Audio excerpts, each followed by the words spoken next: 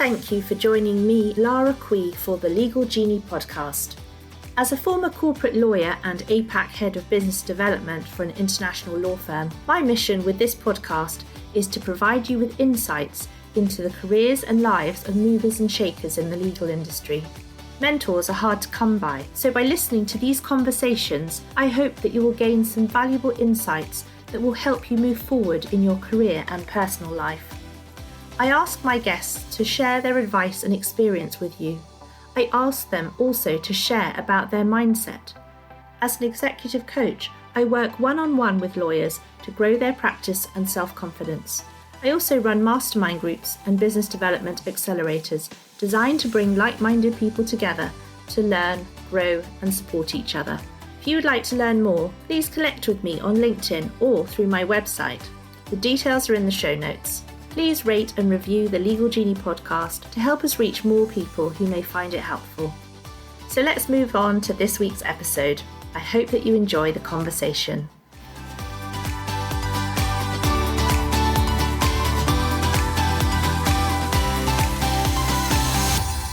Hello and welcome to episode 14 of the Legal Genie podcast with me, your host, Lara Quee. Today I'm delighted to have with me Lynette Koh. Lynette spent the first decade of her career as a banking and insolvency litigator at Rajah & Tann, the biggest law firm here in Singapore. In this time, however, she had 2 years of in-house experience at HSBC, but thereafter returned to Rajah & Tann to further her career as a partner there, thinking that she had experienced enough of being in-house. As one of 2 inaugural recipients of the Singapore Academy of Law Post-Qualification Overseas Attachment Award, Lynette later moved to London, where she worked alongside renowned Queen's Counsel with established banking practices. She then returned to Singapore and back to Rajah & Tann once again, before moving sometime later to head the Legal and Business Administration team for Asia and Oceania of Mizuho Bank for over 6 years. Lynette has recently moved to Helmsman Law LLC as a director and heads the corporate and finance practice there. In her free time, Lynette runs a free legal clinic at the Singapore Association for the Deaf and is passionate about mentoring and sharing experiences because she strongly believes that we're all better together. So thank you and welcome, Lynette. It's great to have you on the show. Yeah, thanks very much. Thanks for having me. Well, that's a stellar career that you've got there, but it's always good for our listeners to hear a little bit about your background. So tell us a little bit about your childhood and where you grew up. I was born, raised, and bred in Singapore. I come from a family that's quite your typical strict Asian upbringing. All of my siblings are actually in the healthcare medical profession, and they also married other halves who are in the same profession. So you can imagine at a family dinners how boring it can get. I am the sore thumb. But I didn't think I wanted to be a doctor. And when I was growing up, my dad used to tell me that he thinks law is perfect for me because I used to always want the last word in any argument. And that was, of course, a joke. Growing up, I think I did actually think of doing law. If I hadn't done law, I would probably be in the entertainment industry. I did do a little bit of acting when I was in law school. But once I started practicing law, I think I quite enjoyed that and I've never looked back. Well, that's actually quite interesting because they do say that advocacy is quite theatrical in some ways. Yes, it is. So it's good to have a bit of background in acting then, and certainly being a good speaker and able to entertain an audience and hold their attention is key. So thinking about going to university, you did choose to do law. And so tell us a bit about your time at National University of Singapore. One of the benefits, I think, that attracted many people to studying law was the number of contact hours you had in the university. People traditionally know that law, you don't have to be in school quite a lot. I quite like that. It's a lot of self-study. It's a lot of research and picking up of the analytical skill sets by yourself. I liked law school in the sense that it formed a good foundation for me to create the framework of how I look at a problem, how I dissect it. But you then also realize that law school doesn't quite prepare you well for the real world in terms of how problems are not static. behind every problem is a person or people. I think that's the part of law school that we were never taught in law school, that you only come out, you see, you learn on the job, and then you grow with the experiences that you have. Law school was great. I think I made a lot of friends, and there was a lot of time for me to pursue my own interests. As I mentioned, I was just doing a little bit of acting here and there, and I had a very supportive father who did let me cut a few classes, I think, but on the understanding that my studies were never going to be compromised. So I think that's the understanding that we had. And fortunately, I made it out of law school. I graduated, and yeah, I started my career. So, when you got your training contract with Raja and Tan, tell us a little bit about what's involved in that. Because in the UK, for example, I have quite a lot of listeners there, and the trainee system and getting the training contract is quite a structured path. What is it like here in Singapore? I'm going to reveal my age band, but I did this about 20 years ago. So I understand that right now it's a lot more structured. But when I was in the graduating cohort, it was fairly simple. There was only 150 of us. There was only one university in Singapore then that was offering law as a degree. And typically, many of us in the course of our education, we just move on to the next step without thinking that much, because that's you growing up from a child to a teenager into a young adult. And you don't have to make a lot of decisions because the choices are obvious. So it was just about going to a good law firm. I knew I was interested in banking, finance, so that didn't make it too difficult. And fortunately for me, I did well enough, I think decent enough, to join the restructuring and insolvency team in Raja and Tan. And it wasn't that difficult. It was an interview process. I think you had to put in some papers. But my understanding is that now it's a lot tougher, it's a lot more competitive. And also in the current climate that we have, I think a lot of law firms are also trying to be a little bit conservative in terms of the number of people that they might take. So I'm fortunate enough not to have had to go through that. But yeah, I think it was a fairly easy process for me, I would say. And so during your training, did you stay in one department? Were you able to do other types of work? How did the training work? So back then, I think you train for 6 months and then you go for your postgraduate law course, which entitles you, after you have passed it, to be called to the Singapore Bar. And for a period of 6 months, I don't think it's very fruitful for you to actually go around. The best way to learn is really to see something through end to end, so that you're able to analyze the problems and offer solutions rather than to just see something and then not be able to contribute fruitfully to it. So I stayed there for 6 months, and then after that went for the bar exam and was called to the bar a year later. And so you were an associate at Raja and Tan for a couple of years, but then you thought about what life would be like in-house. So tell me about that move, what prompted that move, and how you engineered it.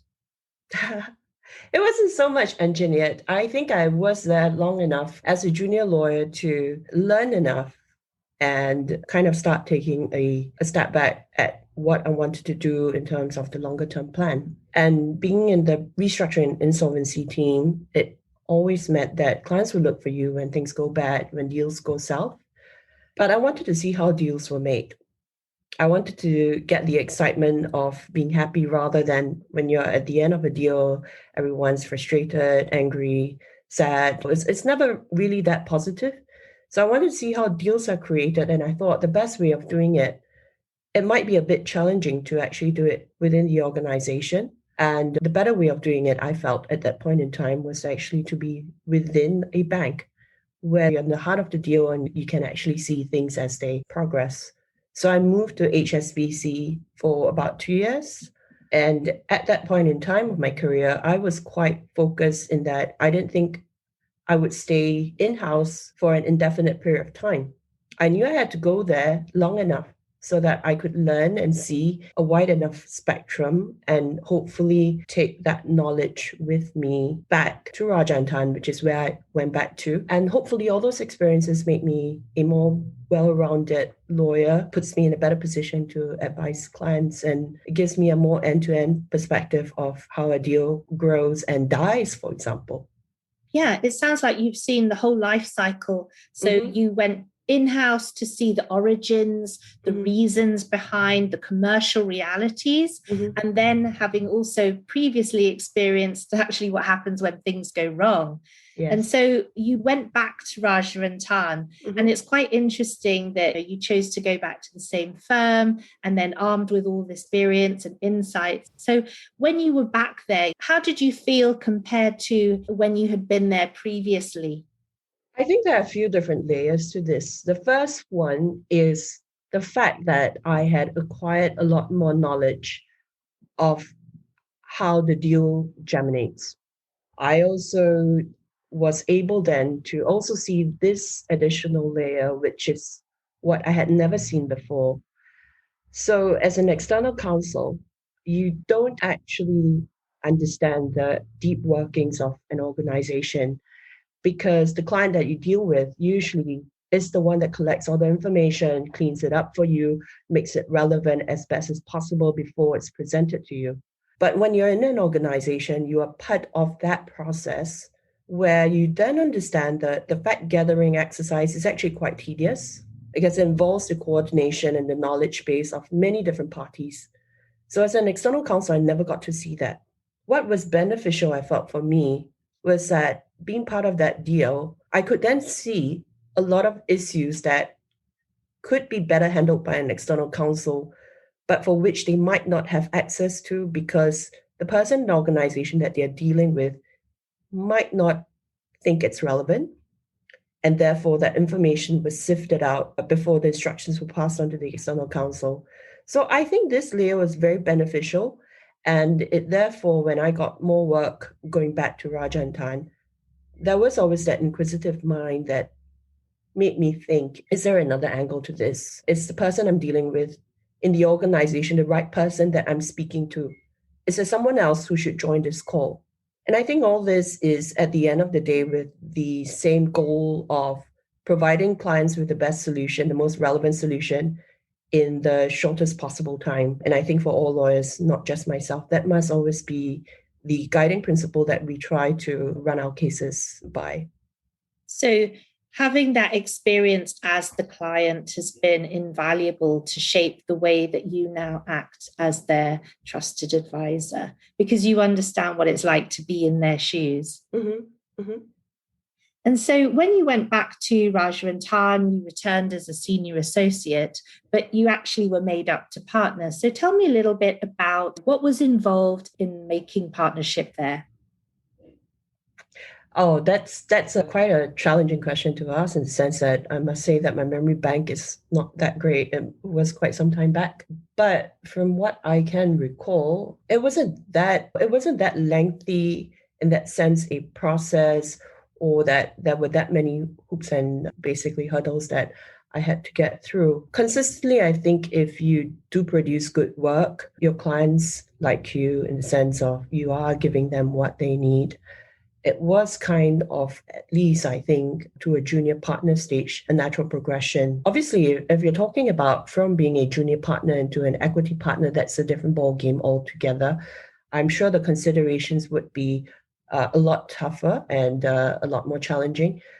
But for myself, it was nice to actually be made up to the partnership of a reputable law firm in Singapore. So I think in answer to your question, I don't recall it being so challenging. At least that's my own personal perspective. Tell me a bit about the Singapore Academy of Law Overseas Attachment Award and how that came about. How did you apply for that and how did you get it and what did you experience? Right. Again, I need to tap into my memory bank. This was an award that was set up, I think, about 10 years ago. And at that point in time, I think they wanted to expose young practitioners that they thought were deserving. You basically sit with Queen's counsels or people with very established practices. And it's through that exposure, it was hoped that young lawyers would actually get up to speed or get the correct exposure if they wanted to do litigation, arbitration, and all of that. And what better way than to actually be next to them? Obviously, you must remember that 10 years ago, we didn't have all these things such as Zoom and WebEx and all of that. So you actually sit next to them, you breathe the same air, you talk the same lingo, and you really shadow them. And that's where I think there was a lot of growth as well. Because I then realized that the banking and finance industry in Singapore, much as there are many opportunities, there was just so much more that I actually learned in terms of structured products, spread betting. There was just so many things to be exposed to. And I think what was more important for me was the thinking process. Through that experience, I really matured a lot in terms of how I analyze cases, my strategy when I went to court and I fought a case. Some people, they have perhaps a strategy of attacking every point. Some people say, no, you sort of divert the judge's attention. You should just focus on one or two main points and make that the strength of your case. And there's never a one size fits all. So it was really good to sit next to them, really hear what they think. And I think that did help me to mature a lot. The other thing that I think I learned a lot from that was to start appreciating working in a different culture from that I'm very used to. So one of the things I recall was, and maybe this was a bad mistake on my part, but lunch is a very, very social thing for us Asians. It's when we catch up with friends or even clients, and it's typically when business is actually made as well. I didn't appreciate then that much that lunch in a typical day there would be a 5-minute chomp down a sandwich, soup or salad. People there seem to give me the impression that they eat to survive rather than to enjoy the meal. So what I had done, I remember, was to actually take an hour's lunch during my first week of work. And I was told quite politely that that's not really the culture there. I can certainly tell you that for the rest of my time there, I was going to Paul's. It's a pastry coffee shop place. And every day was just a soup, salad, or sandwich. And you chomp it right down and you just get back to work. So I think these are just the cultural things that you get very, very used to, your own style of things. And then you realize somebody does things in a different way. So it just gives you the awareness that it's not about right or wrong. It's just a different way of thinking, a different way of doing things. I think that was very good because even when I came back to Singapore and, work with clients of different cultures, and when I went on to head legal in the bank, that awareness gave me the ability to empathize, to read the setting right, and then to react in sort of a manner that would allow me to get the problem solved. Yeah.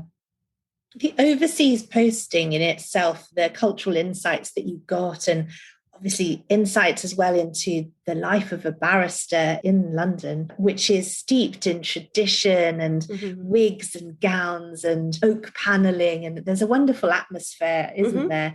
Were there any differences to the impression that you had before you went there and what the reality was when you were there?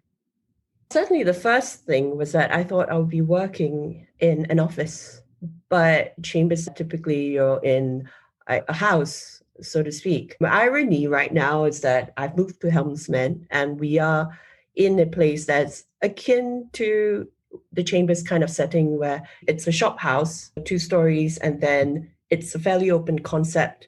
So you don't have the traditional offices that we used to seeing. And the other thing was I remember getting lost within chambers quite a couple of times because people don't have their name tags on the door and every door looks kind of the same. So you stumble in and then you realize, okay, I'm in the wrong place. And people are very kind. They're like, where are you supposed to be? Or where do you want to go?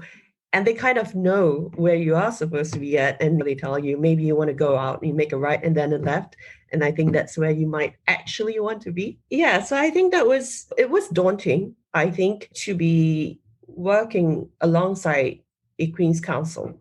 But I have to say that that experience really, really showed me many things, that a lot of them are just humans like you and me. The fear kind of goes away in some sense. And in fact, I've kept in touch with the Queen's Counsels that I've worked with.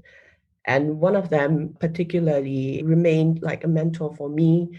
Whenever I was in London or he would come to Singapore, we would certainly meet up, catch up for a meal, and just talk about work, about life, about family, and all of that. So I really, really enjoyed that experience, I must say. It sounds like a wonderful experience. And certainly, I hear that many Singaporeans are perhaps a bit hesitant to go overseas, but all those I've met who have been have really valued the cultural insights, the learning, the experience of living abroad, especially escaping their family for some time as well. But it's interesting how you point out the difference in cultures when it comes to lunchtime. That's something I certainly appreciate about being in Singapore, having a nice lunch hour, going out to enjoy a proper hot meal, and, as you say, catching up with people, growing those relationships. And it's the norm here to have that break. And it's a healthy thing for mental health as well. So I would definitely encourage people in the UK to have a proper lunch hour. And I used to dash out for a sandwich as well, but I do appreciate a hot meal. Anyway, moving back to your time. So you did that overseas attachment just for 6 months and then came back as a partner to Raja and Tan again. But you felt like it was time to go in-house again. So tell me about that second move in-house and why you did it. To be honest with you, I never ever thought I would move in-house again, because my first move in-house into HSBC, there was a very, very clear focus with that, which was that I wanted to be in the heart of the deal being made, and I wanted to see how people think. Because when like in a marriage, everyone's happy. But when you talk about splitting up or a divorce, that's when people get, a little bit sensitive, and the mood is not so positive. So once I saw that, I thought I was done with being in-house, and I wanted to continue my career doing banking, insolvency litigation. But I think I hit a stage of my career where I took a step back again, and I wondered, is there something different that I want to try? And the opportunity came up in Mizuho for me to actually hit the legal team there. Now, although that was just, some people might think it's about moving back in-house again, which it is, but it was moving back in-house with the additional layer of heading a team, driving policies, driving change. And for me, I like being a change agent. I like transformation, because in that sense, you get the opportunity to not just practice your legal skill sets, but I became more acutely aware that legal practice isn't just about the four corners of a legal problem. Because as I mentioned earlier, I believe it's always about the person that holds the problem. And you could have the perfect solution, but if you can't connect with the pain points of that person, or if you don't understand what that person really wants, then it's very hard to push things through. So when the opportunity came up, I considered that, I took it, and that was really the reason for that. Heading a legal team has its own challenges as well. How do you pace it, the change, the policies, and all that? And the big change for me was really that having just one client with many faces rather than different clients that you can manage in a day. Everyone tells you that their deal is important, and obviously they're in the same space as you, rather than you're separated by a phone call that you can choose to schedule and all that. People show up and say, hey, look, this is urgent, and everyone says that. So how do you manage that? So that was a totally different ball game to run with or to manage, but it was quite exciting, I would have to say. Yes, I love that concept of one client with many faces, the difficulty of not having that buffer. So, how do you prioritize? How do you react and look responsive, but have so many people making demands on you all at the same time? What were your coping strategies with that? I'm not sure I'm the best person to answer that. You have good days and bad days. I think it's very important that when you have a good day, you take it, you celebrate it. And when you have a bad day, you realize that things are not going so smoothly, run with it. Bad times won't last, hopefully, forever. In terms of how you deal with prioritization and all that, I think what I would say is time management is super important. Everyone has 24 hours a day. That's a common denominator, I think. And the other thing is building up a network and good relationships. Because when people know you and they trust you, they know when you say no, or they know when you say wait. There is that healthy respect there. Building up a good team, a good ring of lawyers around you, because also as a head, you can't do everything by yourself. And if people know you care and that you do want to grow them and sort of have a plan for them in terms of their career, what you want to expose them to, basically they see a road ahead. It's not just about a factory chain where you review documents, you pass it through, you review documents, you pass it through. There is a meaning, or at least you try and create a meaning or a purpose in terms of what people are doing. And of course, that doesn't always quite work because we are all bogged down by the demands of results, right? So I think it's also about always having that check in with your team members to make sure that they are surviving. And unfortunately, most of the time, the answer is no, not really surviving. Then how do you try to alleviate that? It's a constant ball juggling exercise. And I can't say that I always got it right. But I think what was very key to me in my 6 years there was really about people and relationships and learning about their business, because then that also reduces the time in terms of what you need to ask them about or learn about. And when you have good relationships or you take the effort to build those up, and you have a technical question that you don't know, rather than to have to put an email through and say, hey, look, I got this. What does this mean? How does that impact your business? And people just look at it and put it aside. It's just about a phone call away and, hey, can you help me with this? What does this acronym mean? Should I be concerned about that? And then that kind of really reduces the time that you spend. And you can take that time savings away and use that on something else. So I think that was really how I tried my best to cope. And as I said, there are good days and there are bad days, and you just go with it.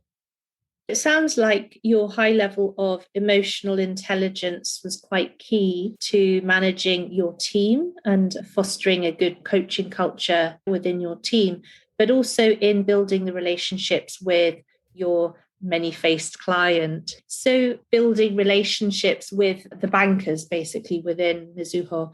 What kind of things did you do, though, to build those relationships? I think I want to clarify that emotional intelligence is something that is important to have. But I like to be honest to say that I never always had it. I think that's human, right? You have your bad days where you're just so stretched, and then so many things are crying for your attention, and you don't always get it right. And I think what's important is to recognize that you haven't got it right and find the right time and space to say, hey, look, maybe this, I could have done it that way, whatever it is. And at the end of the day, I think the important thing is for people to realize that you're not perfect as well and that you're trying. I think the key is that when people see that you're trying and you're sincere about it, that does help. But at the end of the day, it's also a realization that you're there to do a job and there's nothing personal. Everyone is trying to achieve the same set of results, but we may have different thinking, we may have different drivers, and therefore we may not always agree. So it's about how to agree to disagree in the best, most respectful, professional, and non emotional way. You get that sometimes, and sometimes you don't. And as I said, good days and bad days. Now, how, in answer to your question, how I did that, I think first and foremost, it's really about delivering the results that you are supposed to. And what I often found is that a lot of decision making is actually based on judgment calls. And you don't always make the right ones all the time because nobody's perfect and things change. So you might have made a certain judgment call at that point in time, which might have been the best for that moment. But because of a change in circumstance or something like that, then the decision doesn't go quite well. It's always about recovery. And this is something that I am very, very strong about because I think it's not just about offering a solution, because sometimes you just can't, a perfect solution, I mean. It's about if things go wrong, if this is really not the best decision I could have taken, what are the steps I can take to alleviate that when that bad thing happens? What steps can I do to mitigate that? So you're always thinking about 2, 3 steps ahead in that sense to reduce the risk for someone. And I think when things went wrong, I made it my personal commitment to try and get things fixed. I think once you go through one or two of these, cycles with a business person, you get their trust, you get to know them a lot more. And it's a two-way street. I think that really is the important part. So when they get a random legal document, rather than to have to formally put in a request, can you do this? They're able to pick up the phone and say, hey, this clause, do you think I should pick it up and then propose an amendment? And obviously, if you don't have a relationship, you don't know how this person thinks, experience, you put them through the official channel, which means wait. But once you have that relationship, you're able to have a quick glance and say, I don't think this is going to be a problem. Just go with it, fly with it. And I think that's important because, as I mentioned earlier, when there was a sort of like a structured deal and I didn't understand fully 100%, it was easy to pick up the phone and say, hey, look, can you just look at that part of the diagram? Do you think it's going to work? Are there any issues that I should be flagging out or that I should understand? And they go, no, that's very, very typical. See in the market all the time. And I think that really, really helps. I think the frustration a lot of young lawyers face when they move in-house is that not knowing how the business operates. You don't know what you don't know. And that's really the part that causes them a lot of stress, a lot of fear. Yeah, so really being in-house, I think, is so beneficial because you get to see the real problem end to end. It's not sifted, it's not filtered, it's not sanitized. And then you take that knowledge, or at least for myself, that's knowledge you take with you wherever you go. And that gives you a much deeper understanding of the businesses that you work with. It sounds like the client insights have been invaluable in terms of being on the other side of the table. So being with the client, seeing their pain points, understanding the processes, understanding the challenges, and also because you had been on the litigation side as well. So having seen when things go wrong, you're able to use that experience to plan things in the beginning so that you can engineer it so that it is not likely to turn into those kind of situations. So it seems to me that your career, the way that you have structured it, has meant that you've gained a real 360. And it's interesting, therefore, that you, having taken that and gone back to private practice. So tell us a little bit about your new position as a director at Helmsman and what you see for your practice going forward. So Helmsman right now, I mean, it's been set up for about 2 years now, and I've been with them for just a month. So I'm fairly new. I'm still learning my way around things. But I have to say that in that month, what I've thoroughly enjoyed is the interaction I've had with the junior lawyers. I think we have a very, very competent team. And though it's largely shipping commodity type business clientele, we have seen a real demand for corporate finance type work. And I think that's really where I come in. So I head the team now, and I think we are still in a huge growth stage. And the idea really is that being set in the business for the last 6 years and being at the apex of it, where you really get to see the business end to end, how do you take that experience and how do you then offer clients that efficient solution that they want in the least amount of time? So I think it helps because when we get a brief, you know the questions to ask. You know where to zoom into. It's not about looking at a document from the start to the end. Sure, you do that, where you can eyeball and where the critical issues, clauses are that you should focus on. And really, you talk at the same wavelength. Clients usually, I guess, because I'm new, they would try to share the basically what's the story, what do we need, and all of that. And of course, I'm brimming in my head with actually, I can cut that out and I'll just go straight to that question, which I think is why you're coming to me. But I'm still just a month in, and fortunately or not, it's quite challenging to be working during this period of COVID-19. It's 2 weeks into work, we were all kind of sent home. So it's quite challenging, I think, but I'm rather excited to grow this practice, and we'll see where it goes from there. So for young lawyers at the moment, maybe 4 or 5 years qualified and in banking and finance as their specialization, what advice have you got for them in terms of how they should look at their career, and what sort of skills do they need to best service their clients? It's going to be a common thread, but I don't think my experience should be the magic formula. It's about you yourself knowing what you want. And one of the things, I mean, for me, I don't believe in regrets. I think everything that happens to you happens for you to learn something. And we should always take that as a learning experience rather than I didn't do so well in this area. I should have this and that. So one of the things that I think could be different would be don't be so fixated about having a career path or a trajectory that is fixed. The world is changing so much. 10 years ago, when I started out, people were still using faxes. Once you're out of the office, too bad, nobody can touch you in that sense. But look at our world today. You're just connected 24/7. Nobody would have thought of it. So I think it's important to have a plan, but it's important to also be flexible and adaptable. And what I found for myself is that unfortunately, you do have to stick with things for a certain period of time. Moving around too quickly, too fast, it's not that beneficial to start. You want a very good foundation. And when I say a good foundation, which, to this day, I'm really grateful that Raja and Tan gave me that very strong foundation, is it's not just about the technical knowledge that you're acquiring. It's really about that lifelong skill set of learning.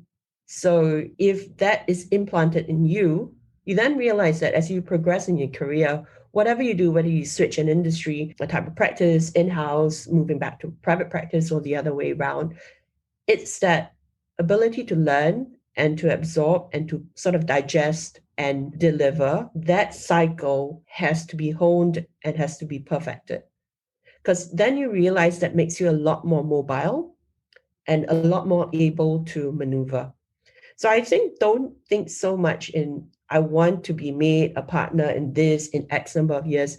Yes, you should have some goals, but you should also be prepared to shift things out because businesses shut down, business models change, and you don't want to find yourself at the end of something that is, in that sense, dead or a sunset industry. And then you're struggling to actually not just to learn a new thing, sorry, not to move into something else, but you're struggling just to learn. And I would say this, although it sounds brutal, as you get older and older, learning gets tougher. Obviously, because your energy levels change and all of that, perhaps your brain capacity also gets filled up. So it's harder to get new things in. But I think it's a good skill set to have. Yes, the second thing I would say is to actually have a stint either in-house or long enough secondment. Why I say long enough is I bring myself back to the same point I mentioned earlier.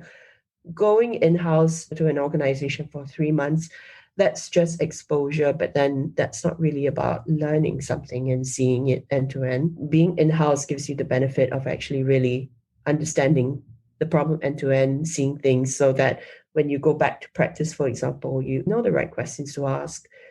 You know who to ask to join a problem because the person you're dealing with in the organization doesn't know that, but you do because you have been in an organization, you know how it might work. And I think generally just be adaptable.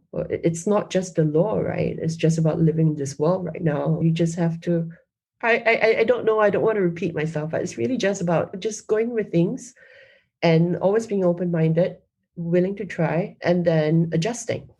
Definitely adaptability and an open mind, ability to be agile and move with the times. As you say, over your career, there have been so many changes, especially technological advancements. And of course, now with the pandemic and working from home and being on Zoom and all of that, it's about being able to learn new skills and adapt. But just one more thing on, sharing some ideas. What about for partners in law firms? What were the things that when you were in-house, you wished that partners providing legal services would do better? Yeah, so one of the benefits of my career is that having been in and out of the house, so to speak, twice, I did then realize, being a user of external legal services, how there were certain things I did when I was a practicing lawyer which was not great. And I promised myself that if I ever move back to private practice, I would try my level best never to make those same mistakes. And one of them is really that when you're in-house, then the person instructing you, if that's a legal counsel, is usually, many of the times, not the person holding the problem. They are dealing with an internal stakeholder that just wants to know a very simple yes or no. Please don't give me a long story. Please don't tell me about the elements of restitution. Just tell me, can I or can't I? And if I can't, then what can I do? Unfortunately, as lawyers, don't like to give straight answers, and we all know that because life is not as simple as a yes or a no. But I think what I did see a couple of times, and which is unfortunate, is that when you pay for a piece of advice and you read through it and you kind of realize that it sounds quite essay-ish. It tells you, for example, with restitution, you need to satisfy this, you need to satisfy that. And then when you get to the end of the advice, you go, all right, and so what am I supposed to do now? Can I or can I not? And I think that's very unfortunate because that's really what the client wants to know. So one of the things I think is that if you do need to show your workings, so to speak, you can do that. But in order to catch your reader's attention and make them understand where you're coming from, you should always give the answer first. And even if you need to qualify that, do so. But don't describe it in a storybook kind of fashion. And even worse, no, never leave them hanging at the end because otherwise, why do they come to you? The second thing I think I kind of realized is that sometimes the people that hold the problem are really the bigger thing that you should be worried or concerned about, because you do realize with a piece of advice that is the legal counsel might not be the only person seeing it.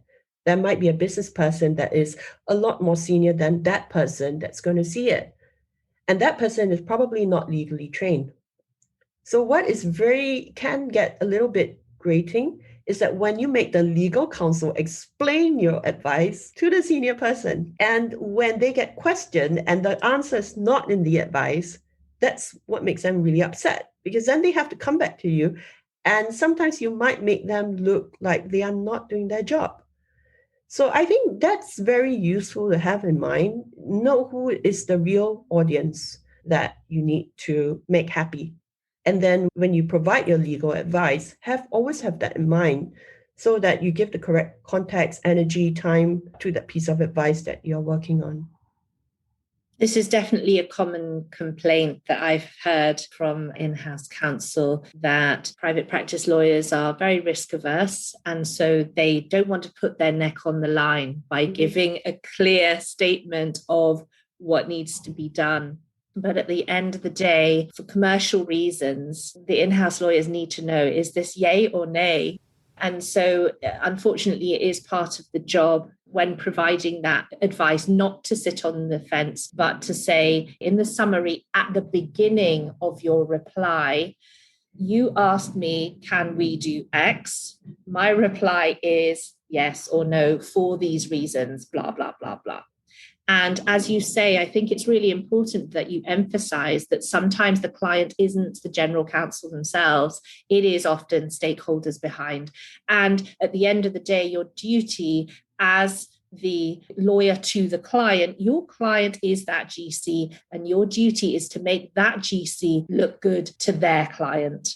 So you facilitate providing the information, the arguments, the explanation, and the advice that is going to help them do their job better.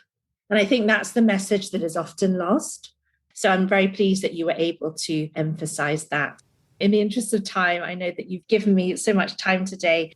I just want to mention, though, your fantastic free legal clinic that you give. So tell me a little bit about your involvement with the Singapore Association for the Deaf and how that all came about. Right. Again, I need to tap into my memory bank. I think I started it about more than 10 years ago. That was when I was at a stage of my career where, again, I thought it would be meaningful to do something. And why the deaf? That's also a very personal issue to me.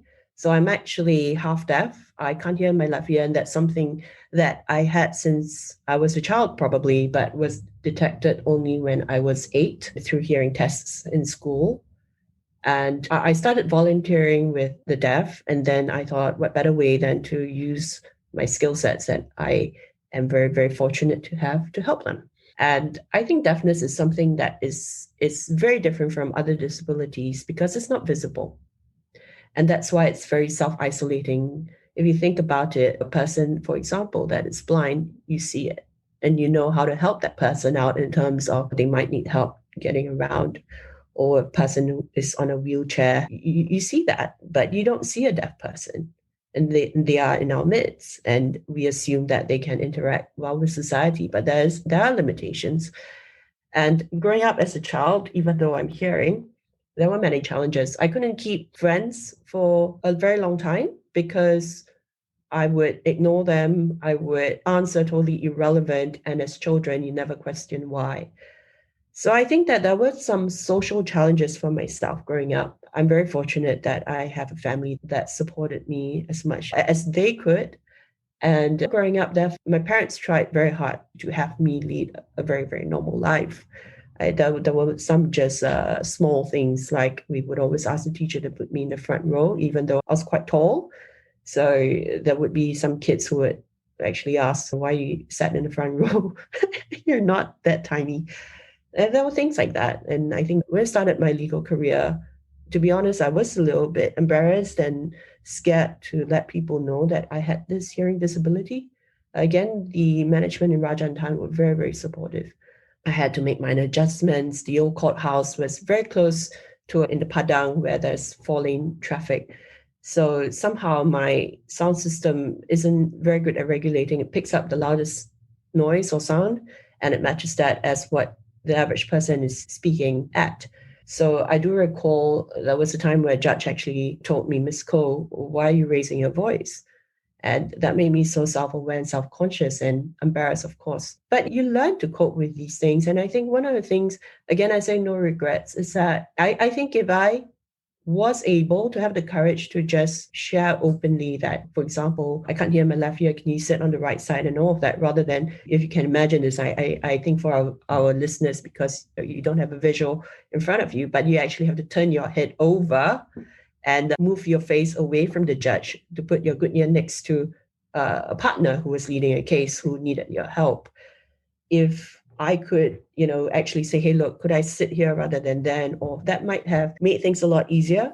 But I reached a stage of my career where I think I was comfortable enough, and I started a legal clinic. So we do that for deaf clients who have any legal issues, just to guide them in the right direction. And one of the things I've seen so much of is employment discrimination. Because with a deaf person, you obviously can't use the telephone, or you struggle at big meetings, for example.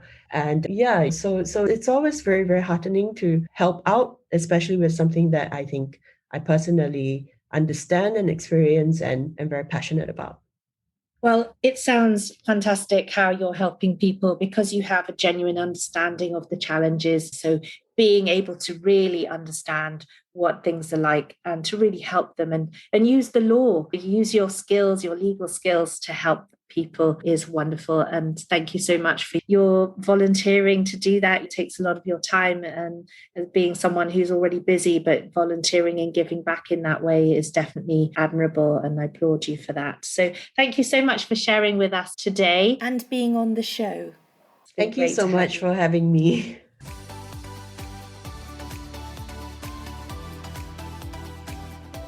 Thanks for listening.